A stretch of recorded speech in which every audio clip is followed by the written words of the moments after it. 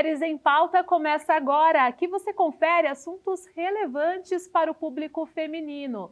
No Brasil, as mulheres são a maioria, representam cerca de 52% da população, segundo dados do IBGE. Mas quando a gente fala de política, o cenário muda e muito. Na Câmara dos Deputados, elas representam cerca de 18% e no Senado, cerca de 15%. Olhando para a nossa região, entre as 10 cidades do Alto Tietê, somente 2 são comandadas por mulheres. Em Mogi das Cruzes, na Câmara Municipal, das 23 cadeiras, apenas 4 são ocupadas por mulheres. E quando a gente olha para esses dados, vem uma questão: quem está tomando as decisões que são relevantes para a vida das mulheres? Para falar sobre esse tema hoje, representatividade feminina na política, nós estamos aqui com essas convidadas. A vereadora Malu Fernandes, bem-vinda, vereadora.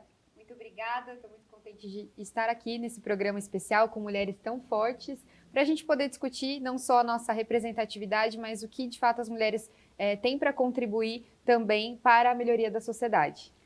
Estamos aqui também com a secretária municipal da Mulher, a Lívia Bolina. Bem-vinda, Lívia. Muito obrigada, Dani. Também para mim é um prazer estar aqui diante dessas mulheres, não é, para a gente discutir essa pauta tão importante. E também com a defensora pública daqui de Mogi das Cruzes, Fernanda Bussinger. Bem-vinda, Fernanda. Obrigada pelo convite. Um prazer estar aqui com mulheres incríveis, uma mulher representando o Legislativo, a outra Executivo. Eu estou aqui representando de alguma maneira o Judiciário. Estamos, bem representadas e pronta aí para a gente conversar. Muito bem representadas para discutir esse assunto tão relevante para nós mulheres, para o público feminino e para você que está aí em casa acompanhando esse Mulheres em Pauta. Eu vou começar com uma pergunta para a Malu, que está aqui com a gente. Malu, a gente já falou aqui que as mulheres são a maioria na população. Quando a gente olha para a política, esse número não é representado. Elas são bem menos, tem muito menos mulheres na política quando a gente compara com os homens. Eu queria saber para você, queria que você nos contasse um pouquinho como é ser mulher, representar as mulheres na Câmara que tem tantos homens assim. Bom, é um desafio gigantesco, porque a todo momento esse espaço parece não ser para nós. É um espaço ocupado majoritariamente por homens, tratado majoritariamente por homens, então inicialmente não parece um espaço convidativo para a participação das mulheres na política. Mas eu entendo que o meu papel, assim como o das demais vereadoras, é justamente quebrar essas barreiras e abrir espaços para uma nova geração. Faz pouco tempo que no Brasil as mulheres podem votar, faz pouco tempo que as mulheres podem, inclusive, decidir se elas podem ou não divorciar. Então, a gente vem de um histórico em que o Brasil demorou para garantir esses direitos e a gente precisa persistir a cada nova eleição, a cada novo ano em permanecer nesse espaço. Eu costumo dizer que a representatividade feminina na política não é algo simplesmente para compor uma foto bonita em que 50% são homens e 50% são mulheres, mas por conta dos resultados que nós mulheres conseguimos contribuir e realizar dentro desse espaço do Poder Legislativo, Quando nós temos mais mulheres na política, já é comprovado que a gente tem melhores indicadores na saúde, na educação, na assistência social. Uma mulher falando de pautas relativas ao que ela vive, sobre a questão, por exemplo, da dignidade menstrual, por exemplo, da questão da endometriose, por exemplo, sobre a questão do Implanon, que é uma pauta que nós aprovamos há poucas semanas na Câmara Municipal, para garantir a distribuição do Implanon a partir das UBSs de Mogi das Cruzes. Tudo isso são realidades de quem vive isso na prática. Então, ter mulheres ali dentro da política é importante para os resultados que a gente consegue entregar para a população.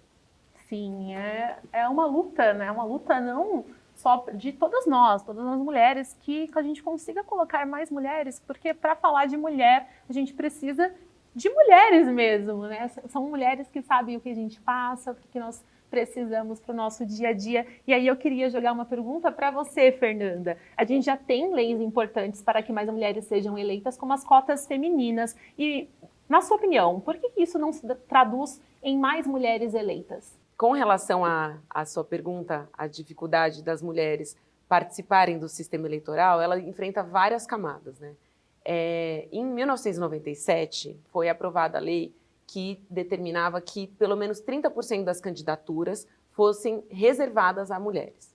Com o tempo, isso foi entendido como insuficiente, porque as mulheres elas não dispunham do mesmo financiamento das campanhas, porque o simples fato de terem mulheres concorrendo não implica em que os partidos efetivamente coloquem esforços para que essas mulheres cheguem, né, à efetiva eleição. Então, mais de 10 anos depois, foi aprovada a lei que determina que 30% do orçamento dos partidos deva ser destinado às candidaturas femininas. O que se percebe é que, efetivamente, houve um aumento, né, na representatividade feminina, na participação feminina. Ele mais que dobrou, porque quando a lei foi aprovada, a participação feminina aí nos parlamentos era cerca de 6%. Atualmente, ela é aí inferior a 20% no Senado e na Câmara dos Deputados Federais, mas nas câmaras de vereadores dos municípios do Brasil há milhares em que não há nem sequer uma representante mulher. Então, o que atualmente entendeu-se é que não somente é preciso financiamento, como é necessário que essas candidaturas sejam fomentadas. Porque muitas vezes o que se percebeu, e inclusive algumas chapas já foram anuladas pelo Supremo Tribunal Federal, é que essa destinação de 30% era como se fossem laranjas, né? Elas não eram efetivas. Já houve candidatas dizendo que a verba foi liberada 10 dias antes das eleições, então ela não ocorreu de maneira efetiva. Então, há esse impasse aí nas candidaturas no sistema eleitoral efetivamente. Atualmente, vem sendo discutido, inclusive, que se flexibilize essa lei, aí, que é uma conquista de 1997. Então, esta conquista mesmo, que, reforçando, ela não foi efetiva em realmente implicar em 30% das mulheres, mas mesmo esta conquista, ela vem sendo discutida e há aí um projeto de lei querendo reduzir para 20% das cadeiras efetivas. Então, não se fala mais em 20% ou 30% de candidaturas, nem ao menos de financiamento, e que seja apenas das cadeiras. Isso seria um retrocesso absurdo, né? Porque as mulheres estão quase chegando nesses 20%, e aí o movimento, né, feminista, o movimento que analisa essas questões de gênero na política, diz que, na verdade, é uma cota de 80% de candidaturas masculinas, né? Então, o que as estudiosas aí dessa participação feminina, elas ressaltam é que 30% é o começo para um norte de 50% ao menos, porque as mulheres, como você falou, são mais de 50% do eleitorado. Só que eu também, né, para finalizar aí essa resposta, quero colocar aí luz sobre outros impasses, né? As mulheres, quando elas ocupam essas cadeiras, elas têm um índice de reeleição menor, porque muitas vezes elas não querem a reeleição. Por quê? Porque as mulheres na política passam por desgastes muito superiores ao que passam os homens. Acho que é um pouco do que a Malu falou e o que ela tem vivenciado. Casos agora recentes, por exemplo, da primeira-ministra da Nova Zelândia, que foi uma mulher muito importante ali na pandemia, não sei quem lembra, ela ali tranquilizava a população da casa dela, dando de amamentar para os filhos, tudo. Ela era um expoente de uma representatividade feminina positiva, ela renunciou. É raríssimo que mulheres renunciem, né, a esses cargos, né, a menos seja uma crise política, o parlamento, né, mas ela renunciou, ela disse que ela não tinha mais energia para estar naquela posição. E isso é uma fala essencialmente feminina. A gente não vê homens dizendo que eles não têm mais energia, que eles não têm mais forças para estar naquela posição. E isso por quê? O desgaste ocupando aquela posição, o desgaste da jornada dupla, tripla em casa, das críticas que são muito mais contundentes às mulheres. Então, essa participação feminina, ela atinge várias camadas que a gente tem que aí se unir e combater da base até o topo. É um exercício de união das mulheres para que a gente ocupe cada vez mais cadeiras, mais o espaço da política. Eu ainda quero falar mais um pouquinho dessa questão das eleições femininas, mas agora com você, Lívia, eu quero ouvir um pouquinho a sua opinião. Em 2024, a Universidade Federal de Goiás fez um estudo de olho nas urnas, e eles analisaram os dados das mulheres que foram eleitas ali, e eles chegaram em um dado muito difícil assim da gente tratar, Porque os homens, eles têm cerca de 2,5 mais chances de serem eleitos do que as mulheres, segundo esse levantamento que a universidade fez. E eu queria que você, na sua opinião, o que explica essa dificuldade? Eu acho que essa questão complementa, não é, em parte, tudo o que a doutora Fernanda falou. Porque o que a gente vê como resultado político realmente é só uma das faces que precisam ainda serem desenvolvidas no que se refere à mulher. Por quê? A dificuldade para ela se colocar no mercado do trabalho é muito grande. Dentro do cenário político, muito maior. Porque as questões culturais, sociais, ligadas, não é, ao machismo estrutural, elas ainda estão falando muito alto. Isso significa que as próprias mulheres ainda não estão acreditando no que elas podem fazer e no que elas realmente representam. Então, se a gente fomentar um trabalho de base, né, com meninas principalmente, esclarecendo a elas qual é a importância do papel feminino, seja no lar, na política, na indústria, onde quer que seja, a gente vai conseguir criar uma consciência coletiva que dá valor à mulher, à participação da mulher, encoraja e valoriza. Eu acho que esse é o caminho e tudo que nós estamos vendo realmente necessita de um trabalho ferrenho, não é? Não só com as meninas, eu gosto muito de falar que é um trabalho também que a gente precisa fazer com os meninos. É um trabalho que precisamos fazer mesmo para trabalhar esses homens, que eles também entendam que o lugar das mulheres também é na política, também é onde que a mulher queira estar e precisa, não é uma questão de querer, é uma questão de precisar estar nesses espaços para a gente poder dialogar melhor. E aí eu queria que você nos contasse também, Malu, você sente que estando ali na Câmara, você tem um poder real de decisão, um poder real de colocar ali o que você precisa colocar, ou você ainda enfrenta muitas barreiras? Olha, eu acho que hoje, no segundo mandato, a gente consegue ter um pouco mais de autoridade, de influência também de liderança dentro da Câmara. Mas eu preciso dizer como foi esse início, né? Que não foi nada fácil. Principalmente sendo uma mulher jovem, chegando nesse primeiro momento de falta de experiência, eu recebi ali diversas resistências para, de fato, ser incluída no jogo político que faz parte da Câmara Municipal, né? Eu costumo dizer que as mulheres precisam se preparar muito mais que os homens para poder serem escutadas, né? Para a sua voz ali ser ouvida. Então, já vivenciei diversas situações em que eu propus a mesma ideia ou a mesma solução, mas quando um homem propunha, era muito mais ouvido e aplaudido pelos demais pares, né? Então, a gente precisa sempre se esforçar o dobro para poder ali ser ouvida. Então, isso é de fato algo que a Fernanda apontou que eu sinto na pele, né? Esse desgaste emocional, esse preparo que a gente precisa ter dentro da política para ser ouvido é muito maior, né? Fora que a gente já vivenciou diversas situações de assédios, comentários, né? Então, quando uma mulher está na política, ela não chega para discutir de igual para igual as suas propostas, a sua narrativa, a sua visão, né, de mundo. Ela é vista num todo, então ela é observada sobre a roupa que veste, sobre a maquiagem que usa, sobre o cabelo, né, que tem. Então, essa é uma cobrança que as mulheres têm muito mais do que os homens, né? Então, em diversos momentos eu já vi pessoas comentando sobre a minha aparência quando o foco não deveria ter sido esse, né? O foco tem que ser o de fato que a gente está ali para poder fazer de discussão de política pública e diariamente a gente enfrenta isso, né? Então, comentários, né, muito machistas, né, falando, trazendo um aspecto pessoal para poder tentar atingir um aspecto profissional do nosso trabalho. Então, isso tudo são, querendo ou não, situações que as mulheres vivenciam na política, né? Então, não é algo que vem da minha experiência, mas que a gente percebe de diversas outras parlamentares no Brasil que precisam sempre buscar se reafirmar o tempo todo o dobro para poder ter o seu espaço dentro da política. Eu acho importante, Dani, se você me dá licença, lembrar que esse comportamento, ele não é exclusivamente masculino. é um comportamento de julgamento que as próprias mulheres utilizam entre elas. Então, eu vou querer falar da defensora pública partindo de questões pessoais ou de aparência, assim como da vereadora também. Então, as próprias mulheres precisam muito se reorientar para que a gente ocupe realmente o nosso espaço.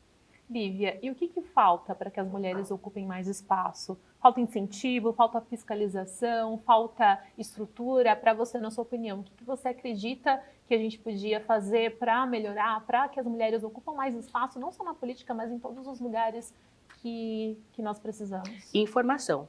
Informação a respeito dos seus direitos em saúde, dos seus direitos educacionais, não é, institucionais, porque quando a gente se apropria de um conhecimento tão valioso como esse, não é, que são os nossos direitos e também os nossos deveres, a gente começa a se posicionar de outra forma, a gente tem condições de exigir, de discutir e de argumentar. Então, a informação e o esclarecimento, eu acredito muito que são chaves para transformações. Sim. Dani, posso fazer um Claro. acréscimo? Eu acho que tem uma questão, a Lívia falou sobre informação e sobre especificamente a participação feminina na política. A vereadora falou no início, eu queria ressaltar que a participação feminina na política, ela não só diz respeito a mulheres, né? As mulheres, em geral, elas não discutem apenas os direitos femininos. Há inúmeros estudos que comprovam que mais mulheres na política, há mais sensibilidade sobre os temas, há mais discussões sobre políticas públicas, sobre educação.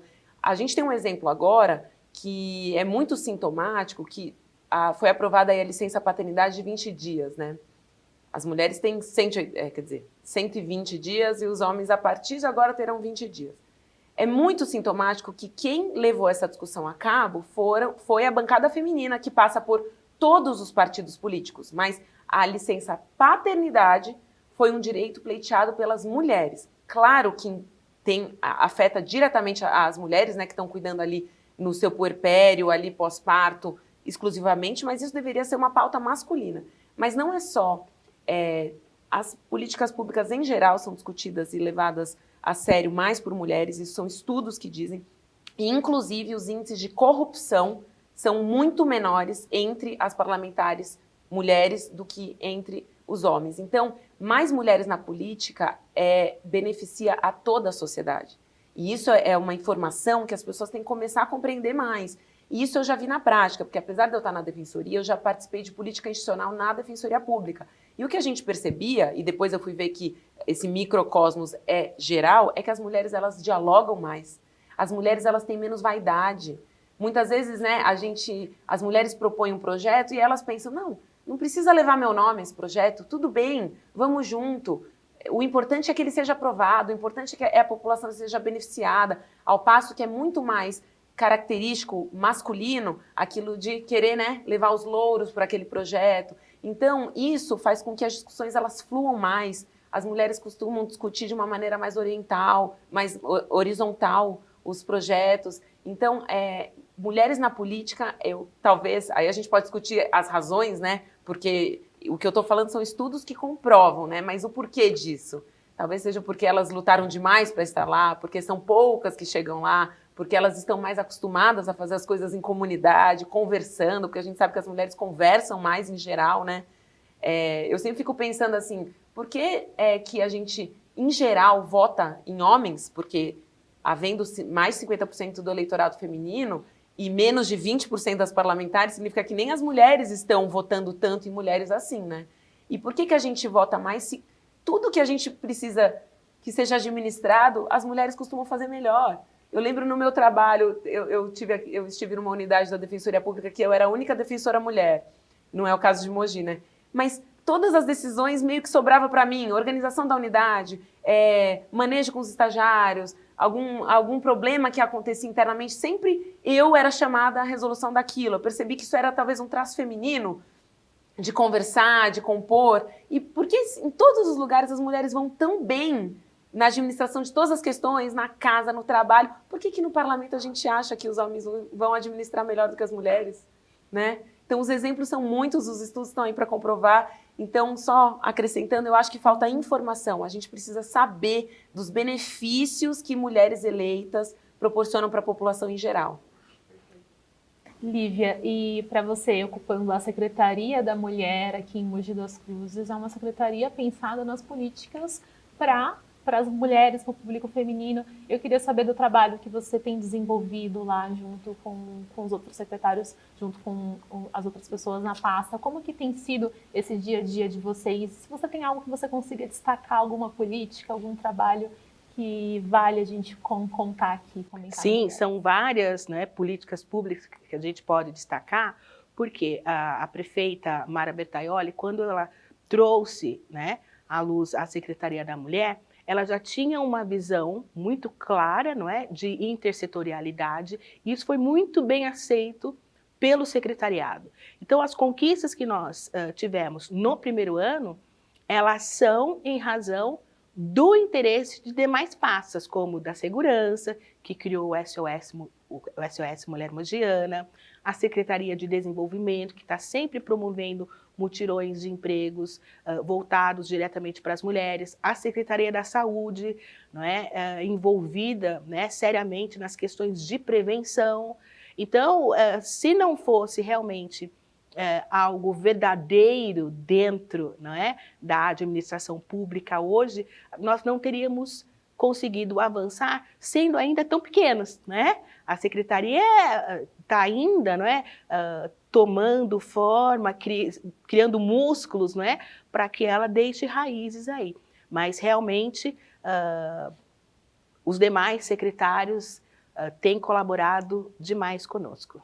Que bom, é uma secretaria recente, né, criada no ano passado, né, assim, Exato. Com a prefeita. E muito bem recebida pelos colegas. A gente espera que cresça, que vocês consigam cada vez mais espaço para que as mulheres também possam ocupar e trazer políticas voltadas para elas, para nós. Exato. Por sinal. E Malu, eu vou jogar agora com você. Eu queria que você também destacasse se você tem algum projeto, trouxe algum projeto de lei, algo que seja relevante e que você queira destacar voltado para o público feminino aqui. Perfeito.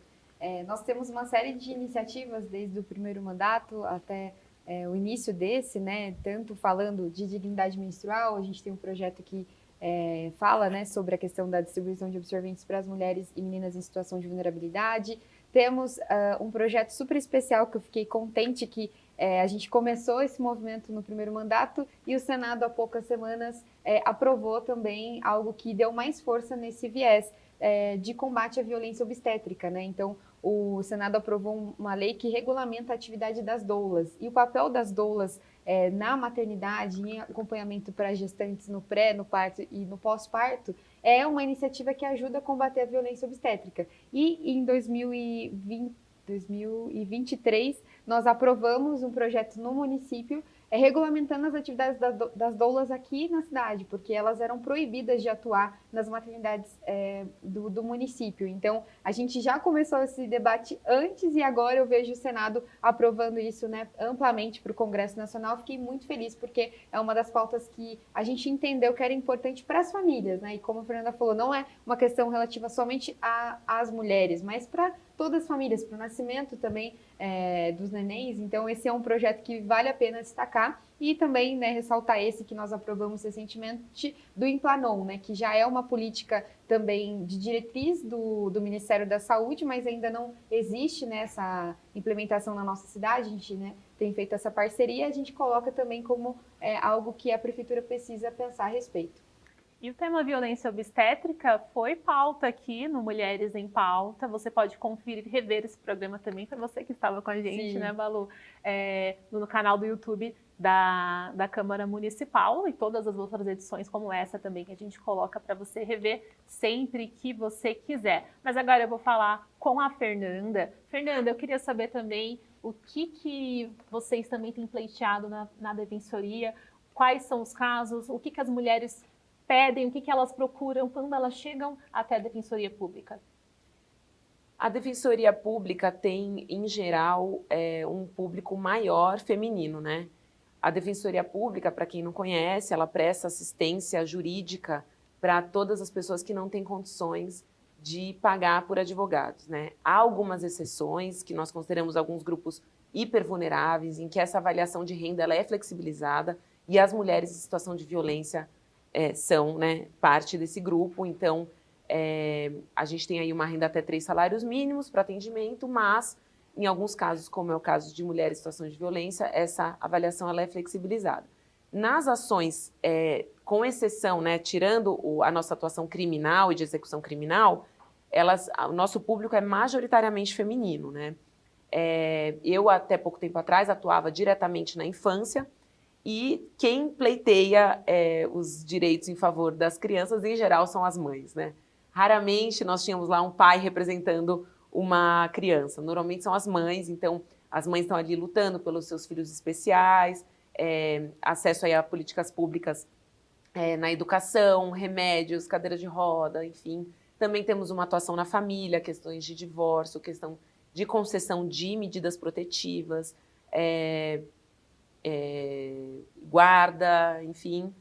E o que a gente aqui no âmbito do município tem pleiteado, eu sei que a Lívia está envolvida, né? Aí está havendo uma força-tarefa para que nós tenhamos, né, que em Mogi haja uma vara de violência doméstica específica, especializada. E isso tem várias vantagens, né? No momento nós temos um anexo de violência doméstica, é um juiz do criminal que atua na violência doméstica e esses estatutos aí de populações mais vulneráveis, como é a Lei Maria da Penha aí, e também o Estatuto do Idoso, o Estatuto da Criança e do Adolescente, mas em que você destaca um grupo para conferir a ele uma especial proteção, ele tem uma importância porque você não apenas criminaliza uma conduta, né? Porque a gente tem visto que as leis em favor das mulheres têm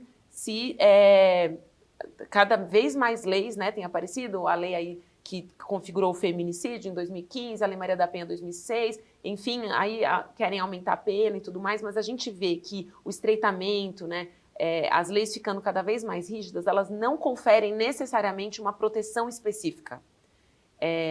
Porque aquele homem que vai ali fazer uma violência contra a mulher, ele não pensa, não, mas agora a pena aumentou, não é mais 6, é 8. A gente sabe que isso não traz uma proteção específica imediata. Então, é necessário que essa mulher seja protegida em vários âmbitos, né? Então, ela tem que ser protegida no seu trabalho, ela tem que ter a guarda dos seus filhos protegida, porque muitas vezes essa mulher sai de casa por questão de sobrevivência, deixa esses filhos com o agressor, então ela tem que regularizar essa guarda, ela tem que retomar a sua residência, tem que ter políticas de fomento à empregabilidade, também as medidas protetivas, enfim.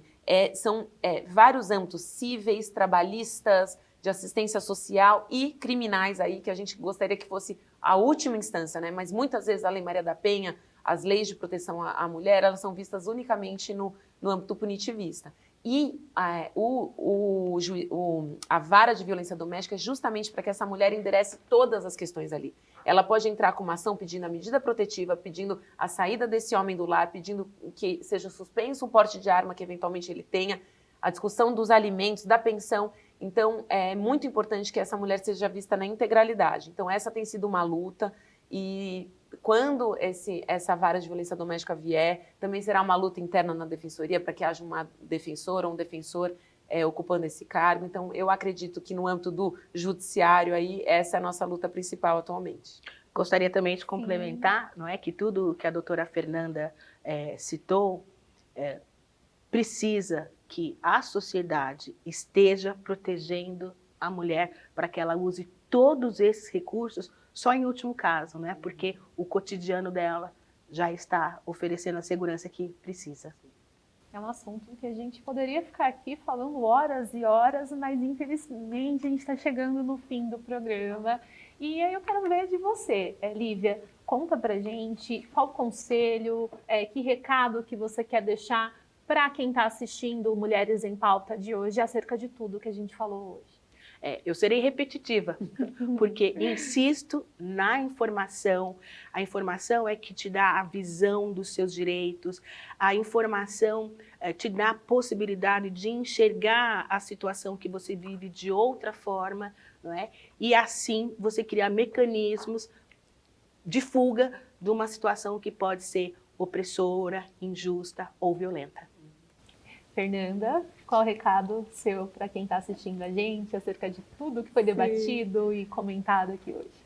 Já que a gente está falando sobre esse aspecto específico, né, o que você falou, o tema é bem amplo, mas sobre participação feminina na política, o recado que eu gostaria de deixar é: votem em mulheres, faz bem para todo mundo.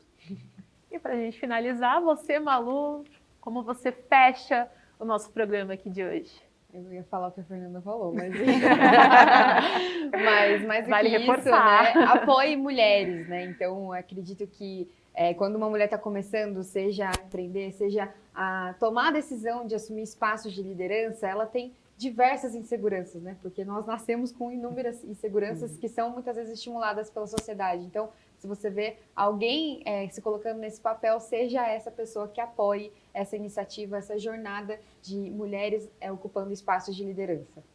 Meninas, eu quero agradecer a presença de todas vocês aqui, mulheres muito importantes, ocupando espaços no Legislativo, no Executivo e no Judiciário daqui da nossa cidade de Mogi, que vocês continuem fazendo esse trabalho incrível e representando também nós, mulheres, nesses espaços. A gente espera que mais mulheres, cada vez mais, e que a gente possa pelo menos chegar perto do que somos na população brasileira, já somos mais que a metade, que também ocupemos mais que a metade também desses espaços, tanto legislativo, judiciário, no executivo também. Eu espero que a gente consiga avançar dia a dia. E eu quero agradecer a presença das meninas que estão aqui, quero agradecer você pela sua audiência. Mulheres em Pauta fica por aqui, mas você pode rever esse programa sempre que você quiser, através do nosso canal oficial no YouTube, nas redes sociais e também no site da Câmara Municipal de Mogi das Cruzes. Nós ficamos por aqui, mas logo, logo tem mais programa para você. Tchau, tchau e até mais.